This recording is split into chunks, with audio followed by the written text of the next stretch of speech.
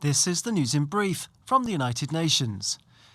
Many developing nations remain unprotected against disaster, even though it is accepted that building community resilience has many benefits beyond saving lives and livelihoods.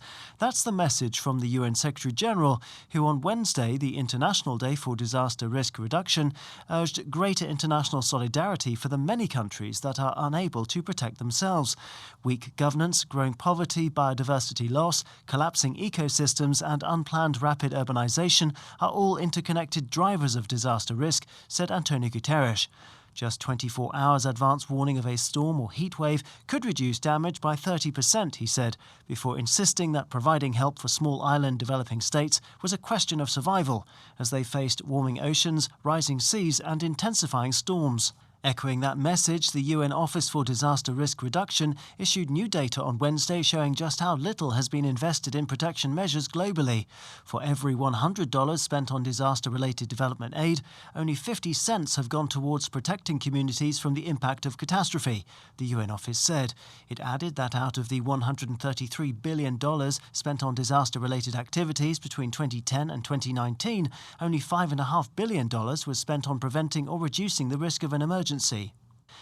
China has pledged about $230 billion to support biodiversity in developing countries, it's been announced. The development came at the UN Biodiversity Conference, which closed on Wednesday. The meeting culminated in the adoption of the Kunming Declaration, where states parties committed to implementing an effective post-2020 global biodiversity framework to put biodiversity on a path to recovery by 2030 at the latest. Key elements of the accord include phasing out and redirecting harmful subsidies and recognizing the full and effective participation of local communities in helping to monitor and review biodiversity progress. Countries are expected to adopt the proposed Global Biodiversity Framework in May 2022, following further formal negotiations next January.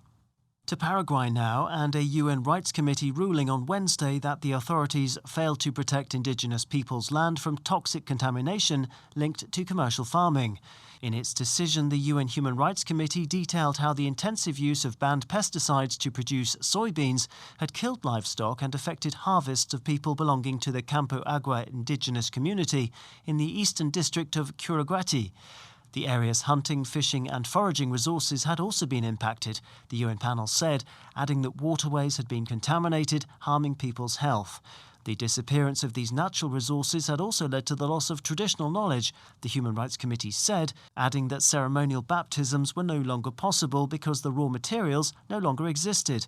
By halting such ceremonies, children are denied a right crucial to strengthening their cultural identity, the Human Rights Committee said, noting that its decision comes more than 12 years after the indigenous community filed a criminal complaint in Paraguay, where investigations have not progressed in any meaningful way.